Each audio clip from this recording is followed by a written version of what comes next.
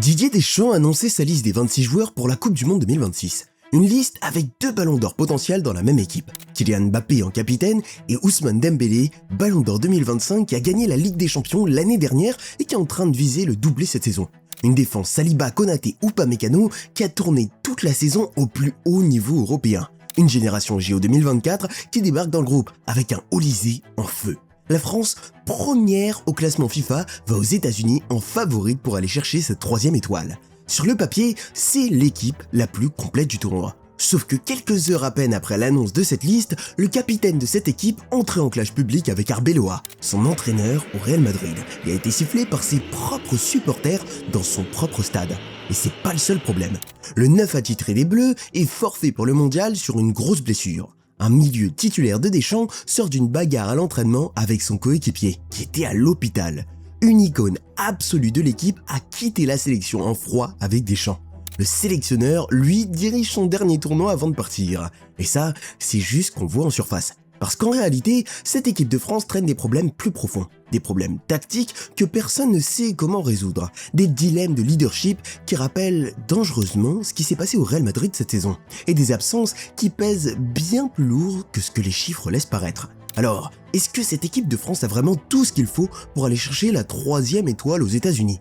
Aujourd'hui, on va analyser ligne par ligne ce groupe et comprendre pourquoi cette équipe peut tout gagner ou tout perdre. Et avant de continuer, petit défi. Le mondial commence dans un mois. On est actuellement à 154 000 abonnés. L'objectif, c'est d'atteindre les 200 000 avant le coup d'envoi de la France contre le Sénégal le 16 juin. Si tu kiffes ce qu'on fait sur la chaîne, prends 2 secondes pour t'abonner. Merci beaucoup. Pour comprendre dans quoi cette équipe de France débarque, il faut comprendre ce que c'est ce mondial 2026. C'est le premier mondial à 48 équipes. Et c'est aussi le premier de l'histoire à être organisé par 3 pays.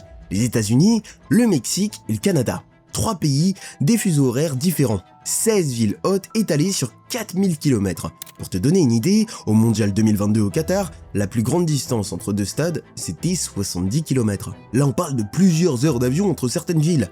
La fatigue des déplacements va peser énormément en phase finale. Et c'est pas tout.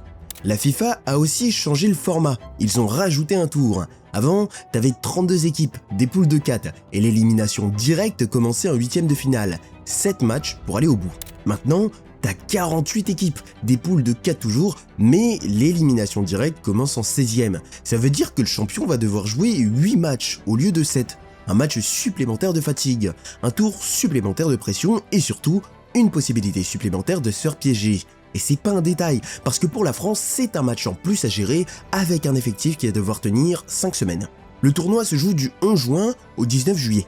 La France a son camp de base à Boston, sur la côte Est. Et elle est tombée dans le groupe I avec le Sénégal, l'Irak et la Norvège. Sur le papier, c'est un groupe abordable. Sur le papier seulement, parce que le Sénégal n'est pas un cadeau. Les Lions de la Teranga sortent d'une très bonne CAN. Leur effectif évolue majoritairement dans les grands championnats européens. Et il reste une des meilleures équipes africaines depuis 5-6 ans. La France va commencer par eux le 16 juin au MetLife Stadium, à New York. Premier match, première vraie évaluation. Ensuite, l'Irak. Sur le papier, l'adversaire le plus accessible du groupe. Sur le papier, encore une fois, parce que dans une compétition longue, c'est exactement le type d'adversaire piège que tu sous-estimes et qui te fait perdre des points stupides. Mais le vrai morceau du groupe, c'est la Norvège. Et là, on parle pas du tout du même niveau de danger. Cette équipe a Erling Haaland devant. Le mec qui a explosé tous les records de Première Ligue ces dernières années. Le buteur le plus efficace au monde. À côté de lui, il y a Alexandre Sørloth, le bourreau du Barça cette saison avec l'Atlético Madrid. Et derrière, Martin Ødegaard, qui fait tourner Arsenal depuis 5 ans. Une défense centrale solide, une équipe qui a survolé sa phase de qualification européenne, qui débarque au mondial pour la première fois depuis 1998 et qui a faim. Très faim. Et la France va finir sa phase de poule contre eux, le 26 juin à Boston. Possible que le résultat de ce match décide si la France finit première ou 2e de son groupe. Et avec le nouveau format, la place exacte dans le groupe détermine la qualité du tableau pour la suite. Finir premier, c'est éviter un gros choc prématuré. Finir 2e ou 3e, c'est tomber sur l'Espagne, l'Argentine ou le Brésil dès les 16e. Tout commence dès la phase de poule. Au-dessus de ça, il y a Deschamps. Didier Deschamps est en place depuis juillet 2012. 14 ans à la tête des Bleus. 3 Coupes du Monde déjà disputées. 2014, 2018, 2022. 3 Euros. 2016, 2020, 2024. Une étoile gagnée au Brésil 2018. Une finale d'Euro perdue contre le Portugal en 2016. Une finale de Coupe du Monde perdue contre l'Argentine en 2022.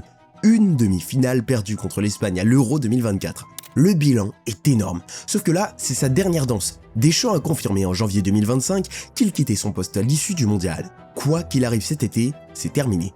Et ça change tout, parce que c'est jamais facile de gérer un dernier tournoi. La pression d'une dernière danse, c'est lourd, et les joueurs le savent. Et puis, il y a un détail qui pèse plus que les autres dans la tête des Bleus. La finale 2022, le match perdu contre l'Argentine de Messi au Qatar. Mbappé fait un triplé en finale, marque 2 pénaltys en prolongation et perd quand même. C'est l'un des plus gros traumatismes du football français récent. Et le mec qui a gagné cette finale, Lionel Messi, va être présent pour une dernière danse aussi. Et il n'y a pas que le Qatar. À l'Euro 2024 aussi, la France se fait sortir en demi-finale par l'Espagne, sur l'incroyable but de Lamine Yamal. Cette équipe de France n'a plus battu une grande nation dans un grand match depuis longtemps. Elle perd contre l'Argentine, elle perd contre l'Espagne, et elle va devoir affronter probablement les deux dans le tableau final si elle veut la 3e étoile. S'il y a un domaine où la France n'a pas vraiment de soucis à se faire, c'est la défense. Dans les buts, Mike Maignan. Il sort d'une saison correcte à l'AC Milan, et même si Milan a galéré collectivement, lui reste un des meilleurs gardiens du monde dans les grands matchs. Derrière, t'as Brice Samba du Stade Rennais, un gardien qui a explosé en Ligue 1, et le jeune Robin Riser du RC Lens comme 3e gardien. Deschamps a fait le choix surprenant d'écarter Lucas Chevalier du PSG, qui était devenu remplaçant dans son club ces derniers mois. Le choix est purement sportif, et il se défend. En défense centrale, c'est là que la France a son vrai trésor. William Saliba à Arsenal cette saison, c'est un monstre. Il a fait partie d'une des meilleures défenses de Première Ligue. Ibrahima Konaté à Liverpool, un physique au-dessus de la moyenne. Dayo Upamecano au Bayern Munich, et lui, il sort littéralement la meilleure saison défensive de sa carrière sous Vincent Kompany. Et tu peux ajouter Jules Koundé au Barça, qui peut jouer central ou latéral droit, et qui vient de remporter la Liga avec le Barça. Il y a aussi Maxence Lacroix de Crystal Palace en 4e option. Sur le papier, t'as 4 défenseurs centraux qui pourraient être titulaires dans n'importe quelle grande nation européenne. C'est probablement la meilleure défense centrale du tournoi. Devant celle de l'Espagne, devant celle du Brésil.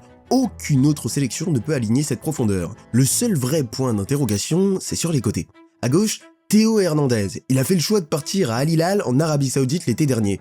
Et c'est un signal d'alerte. Le championnat saoudien, malgré les énormes salaires, n'a pas le même niveau d'intensité que les grands championnats européens. Et un latéral gauche, c'est un poste où le rythme et l'intensité comptent énormément. Il arrive au mondial après une saison loin du top. En deuxième latéral gauche, Lucas Hernandez, le frère de Théo, qui revient de blessure au PSG. Et en 3e option, Lucas Digne d'Aston Villa. Mais il a 32 ans et il est plus dans sa meilleure période. 3 latéraux gauche dans la liste. Et pas un seul qui inspire vraiment confiance. À droite, c'est mieux. Koundé peut être latéral droit, Malo Gusto de Chelsea aussi, donc à droite, ça tient. Mais le côté gauche reste le point faible. La France compense par le talent offensif, mais les meilleures équipes en face à élimination directe vont chercher les faiblesses. Si une équipe veut attaquer la France dans les 16e ou les 8e, elle va probablement viser ce côté gauche. Au milieu, c'est plus complexe. D'abord, le retour de N'Golo Kanté. À 35 ans, il joue à Fenerbahçe depuis qu'il a quitté Al-Ittihad en Arabie Saoudite, et il sort d'une bonne saison en Turquie. Mais 35 ans, c'est 35 ans. Sur un mondial à 8 matchs, dans un format aussi long, est-ce qu'il peut tenir physiquement ? Personne ne le sait. Ce qui est sûr, c'est que Deschamps le veut absolument dans le groupe, parce que c'est probablement le seul vrai milieu défensif de classe mondiale qu'il a sous les mains. Et c'est là que ça devient intéressant. Parce qu'à côté de lui, le titulaire prévu, c'est Aurélien Tchouaméni. Tchouaméni, il arrive au rassemblement en pleine crise. Il y a quelques jours, il s'est mis sur la gueule avec Federico Valverde à l'entraînement du Real Madrid. C'était violent, et ça a fini dans les vestiaires avec Valverde, qui a été emmené à l'hôpital pour un traumatisme crânien. Et les deux joueurs se sont fait coller 500 000 € d'amende chacun par le club. Et selon les sources espagnoles, ce qui a déclenché la bagarre, c'est une remarque de Tchouaméni sur Xabi Alonso et le rôle de Valverde dans le départ du coach. En clair, Tchouaméni débarque à Clairefontaine avec la tête complètement ailleurs. Et puis, il y a Eduardo Camavinga, qui n'est même pas dans la liste. Camavinga a peu joué au Real Madrid cette saison. Mal utilisé, souvent blessé, en concurrence permanente avec Tchouaméni. Il sort d'une saison où il n'a rien apporté à son club. Et Deschamps a fait le choix de l'écarter. Décision logique sportivement, mais c'est quand même un joueur de 23 ans qui joue au Real et qui est censé être un cadre de cette équipe de France pour les 10 prochaines années. À côté d'eux, t'as Adrien Rabiot à l'AC Milan, qui sort d'une saison correcte, mais qui reste un cadre et une icône des Bleus. Et surtout, la nouvelle génération qui débarque. Manu Koné à l'AC Rome, médaillé d'argent au JO 2024, devenu titulaire en sélection. Et Warren Zaïre-Emery au PSG qui a gagné la Ligue des Champions l'année dernière avec son club et qui peut potentiellement la regagner cette année. Sur le papier, le milieu est solide, mais il dépend énormément de la forme mentale de Tchouaméni et de la condition physique d'un Kanté de 35 ans. Et là, on arrive sur ce qui rend cette équipe de France si spéciale, parce que devant, c'est un autre niveau. Le plus gros nom de la liste, c'est même pas Mbappé. c'est Ousmane Dembélé, le Ballon d'Or 2025. Le mec qui sort de la saison de sa vie au PSG, 35 buts, 16 passes décisives et un triplé Ligue 1, Coupe de France, Ligue des Champions. Et cette année, il est encore en train de viser le doublé européen. Au moment où on parle, le PSG est en finale de la Ligue des Champions. Et Dembélé, c'est le mec autour duquel toute cette équipe fonctionne. C'est devenu, sans débat, le meilleur joueur français en activité. À côté de lui, Mbappé est capitaine, 27 ans, et malgré tout ce qui se passe actuellement au Real Madrid, il reste le meilleur buteur de la Liga avec 24 buts en 29 matchs, avant sa blessure aux ischio-jambiers. Mais on va revenir sur lui un peu plus tard, parce que son cas mérite tout un chapitre. Et puis, t'as Michael Olise. Lui aussi sort d'une saison absolument incroyable au Bayern Munich sous Vincent Kompany. Avec Kane et Luis Diaz, ils forment le trio offensif qui a marqué plus de 103 buts cette saison, toutes compétitions confondues. Olise est devenu un des ailiers les plus dangereux d'Europe et il a 2 ans de moins que Mbappé. À côté, t'as Marcus Thuram à l'Inter Milan qui a fait une saison correcte en Italie. Puis la pléthore, Désiré Doué qui joue une finale de Ligue des Champions avec le PSG, Bradley Barcola, Ryan Cherki à Manchester City et le jeune Magnès Akliouche de l'AC Monaco qui débarque dans le groupe. Le truc, c'est qu'il y a un problème majeur, et c'est pas une question de talent, c'est une question de profil. Tous ces joueurs, Mbappé, Dembélé, Olise, Doué, Barcola, Cherki, Akliouche, ce sont des ailiers explosifs qui aiment partir en dribble. Aucun d'entre eux n'est un vrai numéro 9. Et le vrai numéro 9 que Deschamps voulait emmener au mondial, Hugo Ekitike, il est forfait. Rupture du tendon d'Achille en fin de saison avec Liverpool. Ça veut dire 6 mois minimum d'absence. Pour compenser, Deschamps a appelé Jean-Philippe Mateta de Crystal Palace. Mateta a 28 ans, 3 sélections en équipe de France, 2 buts. Profil costaud, bon dans les airs, sérieux, mais c'est un backup, pas un titulaire pour aller gagner une Coupe du Monde. Donc concrètement, Deschamps va devoir improviser. Soit il fait jouer Mbappé en faux neuf comme au Real Madrid cette saison, soit il met Marcus Thuram qui n'a jamais convaincu en sélection à ce poste, soit Mateta qui n'a pas le niveau. Sur le papier, c'est la meilleure attaque du tournoi, sauf qu'elle a un trou en plein milieu de son dispositif. Et là, on arrive au cœur du problème de cette équipe de France. Mbappé arrive au mondial dans la pire période de sa carrière. C'est pas une exagération. Quelques heures avant le moment où Deschamps annonçait sa liste à la télé, Mbappé était sifflé par les supporters du Bernabéu pour son retour de blessure. Et après le match contre Oviedo, où il est entré à la 69e minute, il s'est arrêté en zone mixte pour balancer son entraîneur en direct. Estoy muy bien, 100%. No he jugado porque el míster me ha dicho que para él soy el cuarto delantero de la plantilla, detrás de Mastantuono, Vini y Gonzalo. Al final acepto y juego el tiempo que tengo en... Arbeloa, son coach au Real, a démenti en conférence de presse 1 heure plus tard. Mais le mal était fait. Le mec qui doit incarner le leadership de l'équipe de France pendant 5 semaines aux États-Unis est en train de se faire siffler chez lui, mis sur le banc par son club, et il balance publiquement son entraîneur. Et c'est pas tout. Une pétition pour le faire virer du Real Madrid atteint 73 millions de signatures. Bon, faut être honnête, beaucoup sont des bots, mais le chiffre reste choquant et il montre une vraie colère. Cette saison au Real a été un cauchemar pour Mbappé sur le plan collectif. Aucun trophée, élimination en quart de finale de Ligue des Champions, défaite en Supercoupe d'Espagne contre Barcelone, où il avait d'ailleurs refusé de faire la haie d'honneur. Mais le plus inquiétant, c'est son attitude. Le jour de la bagarre entre Tchouaméni et Valverde à l'entraînement, alors que son coéquipier partait à l'hôpital avec un traumatisme crânien, Mbappé a été filmé en train de rigoler en quittant Valdebebas. Et quelques semaines avant, en pleine période de récupération après sa blessure, il était parti en vacances en Italie au lieu de rester avec son équipe pour les supporter. Pour les supporters madrilènes, c'est devenu le symbole d'un joueur qui se prend pour plus grand que le club. Et ça pose un vrai problème. Parce qu'au Real Madrid cette saison, le système avec Mbappé et Vinicius sur le côté gauche a complètement déséquilibré l'équipe. Selon les statistiques, entre 41 et 45% des attaques du Real venaient exclusivement du côté gauche. Toute l'équipe penchait d'un côté. Bellingham et les milieux couraient pour 3 pour combler les vides défensifs, et le résultat, c'est ce qu'on a vu cette saison. Un Real Madrid qui a fini sans aucun trophée. Maintenant, regarde l'attaque de la France. Mbappé à gauche, c'est son poste préféré. Dembélé au PSG, c'est un ailier droit ou un faux neuf. Olise au Bayern, c'est aussi un ailier droit. Donc si Deschamps les aligne tous les trois, t'as Mbappé seul à gauche et Dembélé et Olise qui se chevauchent à droite. Alors comment Deschamps va les faire cohabiter ? Qui sacrifie son poste préféré? Qui descend sur le banc? Parce que sortir un ballon d'or comme Dembélé, c'est compliqué. Mais sortir un capitaine comme Mbappé, c'est encore plus compliqué. Et puis il y a la question du leadership. Mbappé est capitaine, mais Dembélé, lui, est ballon d'or 2025. Il sort de la meilleure saison de sa carrière au PSG et il vise encore la Ligue des Champions cette année. Alors la question c'est, qui est vraiment le meilleur joueur français aujourd'hui? Qui prend la responsabilité dans les moments décisifs? Qui tire le pénalty important? Sur quel joueur l'équipe va faire tourner son système? Qui parle au vestiaire à la mi-temps? Si Mbappé est en pleine confiance, il porte cette équipe. Comme en 2018 quand il avait 19 ans. Comme en 2022 quand il a fait un triplé en finale. Sauf que là, on parle d'un Mbappé qui débarque blessé physiquement, fragilisé mentalement et en plein conflit ouvert avec son club. Et c'est ce Mbappé-là que la France doit emmener au sommet du monde. Pour comprendre ce qui manque vraiment à cette équipe de France, il faut parler d'un joueur qui n'est même pas dans la liste, Antoine Griezmann. En septembre 2024, à 33 ans seulement, Griezmann annonce sa retraite internationale. Tout le monde est surpris. Le mec a encore le niveau, il joue toujours à l'Atlético Madrid. Il reste l'un des joueurs les plus décisifs de Liga à son âge et il décide d'arrêter, officiellement, pour laisser la place à la nouvelle génération. Officieusement, c'est plus compliqué. D'après le journaliste de l'équipe Loïc Tanzi, la fin de la relation entre Griezmann et Deschamps ne s'est pas bien passée. Le brassard de capitaine, qui appartenait historiquement à Griezmann après le départ de Hugo Lloris, a été donné à Mbappé. Griezmann l'a mal vécu, très mal vécu, et selon Tanzi, c'est ce qui a précipité sa décision de quitter la sélection. Il a confirmé que Griezmann ne reviendrait pas pour le mondial, malgré son niveau sportif qui le justifierait. Griezmann lui-même a tourné la page. En avril 2026, interrogé par Canal+, il a dit ça. Ouais, j'aurai mon maillot sûrement dans les tribunes et avec mon fils. Mais non, je leur souhaite tout le meilleur. Pour moi, ils sont les favoris numéro 1 et je serai avec eux.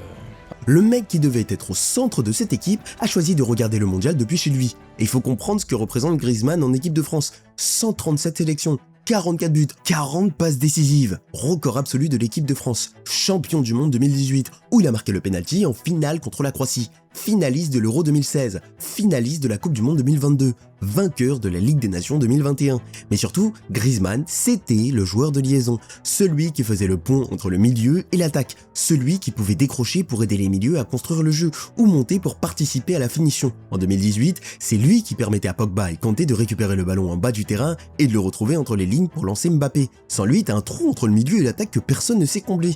Regarde la liste de Deschamps, aucun joueur de profil similaire. Cherki est dribbleur, Doué aussi, Olysée est ailier, Barcola est un explosif pur. Personne pour faire ce rôle de liaison de jeu entre les lignes, de leader technique au milieu de la pelouse. Si en 2018 tu enlèves Griezmann de l'équipe, la France ne gagne peut-être pas la Coupe du Monde. En 2022, il a encore été décisif jusqu'en finale. Et là, à 35 ans, à l'Atlético Madrid, il continue d'être décisif chaque semaine. Cette saison, c'est lui qui a porté l'Atlético jusqu'en demi-finale de la Ligue des Champions, à 35 ans. Mais l'équipe de France part au mondial sans lui. Tout ce qu'on vient de dire, c'est sur la France elle-même. Mais le mondial, c'est aussi une question d'adversaire. Et là, c'est pas du tout simple. Le grand favori du tournoi, c'est l'Espagne. Premier au classement FIFA au moment du tirage. Championne d'Europe en titre après l'Euro 2024.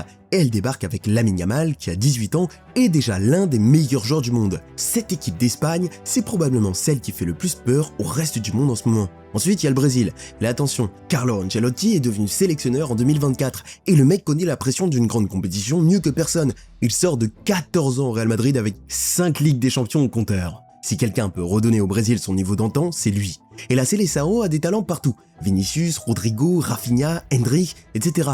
L'Argentine, c'est la championne du monde en titre. Une équipe qui est encore plus forte qu'en 2022, avec un Julián Alvarez et un McAllister qui ont passé un cap, et qui va tout donner pour offrir à Messi un dernier sacre. Et même à 38 ans, Messi reste Messi. C'est un génie. C'est exactement le genre de joueur qui peut décider une finale tout seul. La France le sait mieux que personne. L'Angleterre, c'est le candidat classique. Bellingham, Saka, Foden, Kane, Bukayo Saka, une génération qui a fait la finale de l'Euro 2024 et qui veut enfin aller au bout. Sauf que l'Angleterre, c'est l'équipe qui choque dans les grands matchs depuis 1966. Ils sont favoris jusqu'au moment où ils croisent une grande nation. Et là, ils craquent.